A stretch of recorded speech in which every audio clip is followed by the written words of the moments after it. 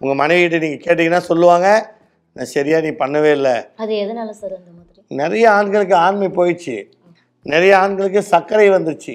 என்ன வந்துருச்சு? சர்க்கரை இருந்தால் கூட அது மேடம், சர்க்கரை வியாதி இல்லாத வரைக்கும் முழுமையாக ஆண்மையோடு இருக்காங்கம்மா. சர்க்கரை வியாதின்னு ஒன்று வந்துச்சுன்னா ஆண்மை குறைவு வருது.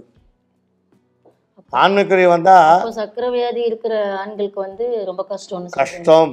ஆனால் கண்ட்ரோல் பண்ணணும். ஆனால் சர்க்கரை வியாதி உள்ளவங்க செக்ஸ் பண்ணாமலாம் இல்லை, பண்ணுறாங்க. டயட்டில் இருக்காங்க, டேப்லெட் எடுத்துக்கிறாங்க, உடற்பயிற்சி செய்கிறாங்க. இது 3 இருந்தாவே போதும், ஆண்மை மீண்டு வரும். ஆனால் இப்போ இருக்கிற காலகட்டத்துக்கு உடற்பயிற்சி செய்யறதுக்கு டைம் இல்லை, சாப்பிட்றதுக்கே டைம் இல்லை, போயிட்டு டயட்டை மெயின்டைன் பண்ணுறதுக்கு டைம் இல்லை, மாத்திரை போடுறதுக்கே டைம் இல்லை. ஒருவேளை மாத்திரை விட்டுட்டு போய் ஆப்ஜெக்ட் யோசிச்சிருப்பா, ஐயோ மாத்திரை சாப்பிட மாட்டோமே அப்படின்னு. அது மாதிரி நிறைய ஆண்கள் இருக்காங்க. அவங்களுக்கெல்லாம் பார்த்தீங்கன்னா உறுப்பு துமாந்தோடு தான் இருக்கும். துமாந்தோடுனா விரல வச்சுக்கிட்டு பாருங்க, இந்த சைஸாக இருக்குது, இதை வச்சுட்டு எதுவும் பண்ணவே முடியாது உங்களால். அது வரணும் 7, 8, 9ன்னு வரணும், நீண்டு வரணும். நீண்டு வந்தால் தான் உள்ளே வெளியே. இல்லைன்னு வச்சுக்கா, உள்ளேயும் போகாது வெளியேவும் வராது. இப்படி இருந்தால் ஆண்கள் என்ன பண்ண முடியும்?